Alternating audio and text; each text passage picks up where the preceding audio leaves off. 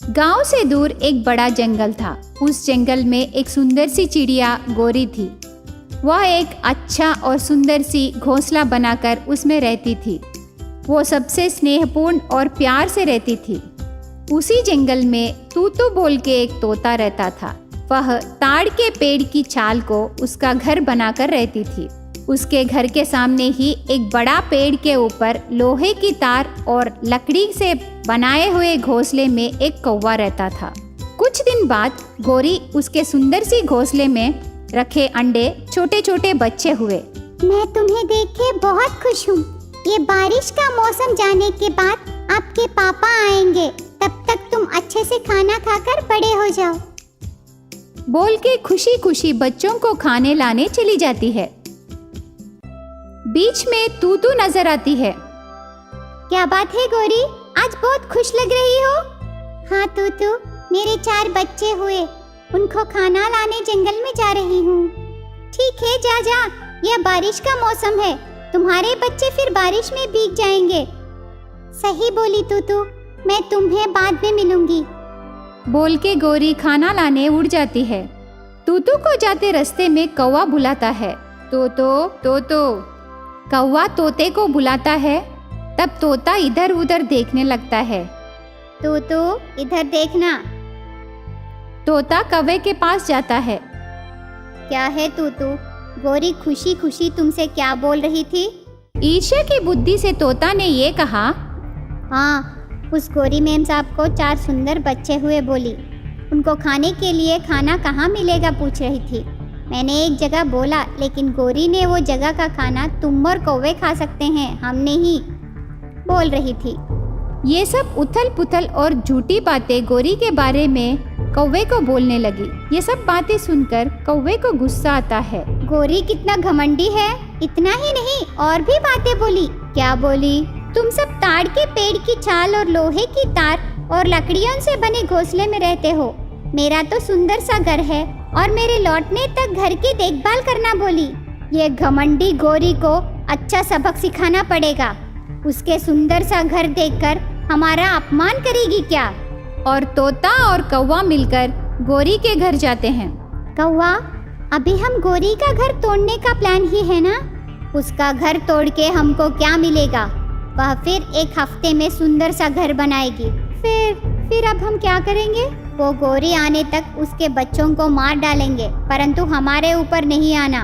कल परसों गोरी का पति आएगा तो घर में बच्चे नहीं रहेंगे, तो गोरी को उसका पति छोड़ देगा और वो तब अकेली हो जाएगी और रोने लगेगी।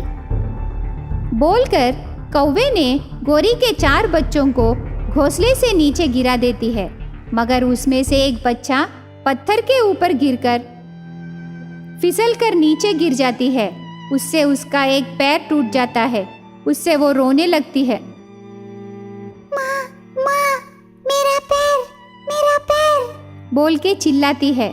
इस राक्षस आनंद से कौवा और तोता उधर से चले जाते हैं। थोड़ी देर के बाद गोरी बच्चों को खाना लेकर घोंसले में आती है। उधर उसके बच्चे नहीं रहते हैं। मेरे बच्चे, मेरे बच्चे बोल के इधर उधर रोती हुई ढूंढती रहती है। तभी माँ का आवाज सुनकर बच्ची जोर जोर से चिल्लाती है। गोरी उसको देखकर पास जाकर उठाकर वापस घोंसले में रखती है। उसमें 3 बच्चे होश खो जाते हैं। यह देखकर गोरी परेशान होकर रोती रहती है। ये सब दूर से पेड़ के ऊपर बैठकर एक गिद्दा देखती रहती है। ये चिड़िया को फिर से बच्चे हुए, मतलब मुझे फिर से मनपसंद खाना मिल रहा है।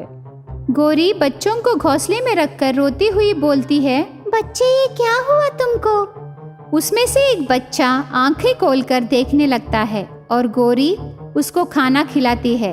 धीरे धीरे वो 3 बच्चे भी आंखें खोलते हैं। गोरी सबको खाना खिलाती है। धीरे धीरे सभी बच्चों में शक्ति आ जाती है। वैसे थोड़े दिन बीतने के बाद एक दिन बहुत बड़ा बारिश की वजह से गोरी का घोंसला पूरा नीचे गिर जाता है।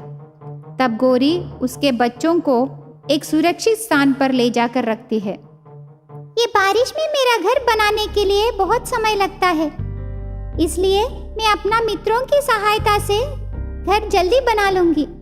ऐसा सोच के तूतू के पास जाती है। तूतू, एक बार बाहर आना, मुझे तुम्हारी सहायता की जरूरत है। क्या है गौरी? तोतू, ये बारिश की वजह से मेरा घर गिर गया। मेरे बच्चे बारिश में भीग रहे हैं। मुझे अपना घर बनाने के लिए तुम्हारी मदद की जरूरत है। अरे रे गौरी, कितनी मुसीबत आ गई तुमको। तुम्हारी मदद करने के लिए मेरी सेहत ठीक नहीं है। मैं अभी बारिश में भीग नहीं सकती। तुम किसी और से सहायता मांगना, मुझसे नहीं होगा।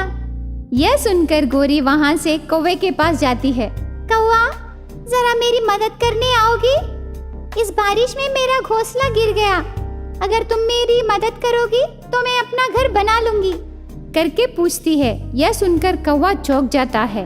अरे बाप रे, क्या इसके बच्चे अभी तक जिंदा हैं? अगर वो मुझे देख लिए तो पहचान जाएंगे। मैंने ही उनको खत्म करने की कोशिश की है ना। तुझे पता है ना गौरी, मुझे तुम्हारी तरह सुंदर सा घोंसला बनाना नहीं आता। कौवे की बात सुनकर गौरी वहाँ से चली जाती है। इतनी बड़ी बारिश में भी गौरी खुद अपना घर बनाती है। इस बीच गौरी की स्थिति गिद्दा दूर से देखकर उसके छिपे बच्चों के पास जाती है।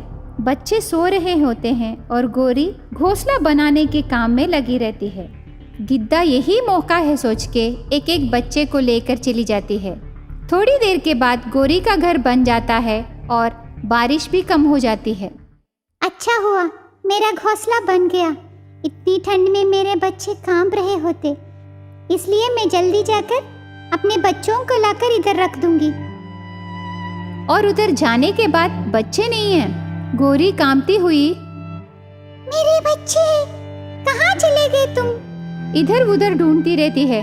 गौरी को उसके बच्चे दिखाई नहीं देते और थोड़ी देर के बाद एक पेड़ के झाड़ के ऊपर उसके बच्चों को गिद्दा खाते हुए देखकर, हे भगवान, ये राक्षस गिद्दा मेरे बच्चों को उठा कर ले आई। अभी मैं क्या करूं भगवान? अगर मेरे पति आकर बच्चों के बारे में पूछेंगे तो मैं क्या बोलूंगी? मेरे बच्चे, मेरे बच्चे। मैं अपने पति को क्या बोलूं? बोल के गौरी रोती रहती है और गिद्दा बच्चों को खाने के बाद वहां से उड़ जाता है। उसके बाद गौरी बच्चों के पास जाकर देखती है तो खून देखकर गौरी रोने लगती है।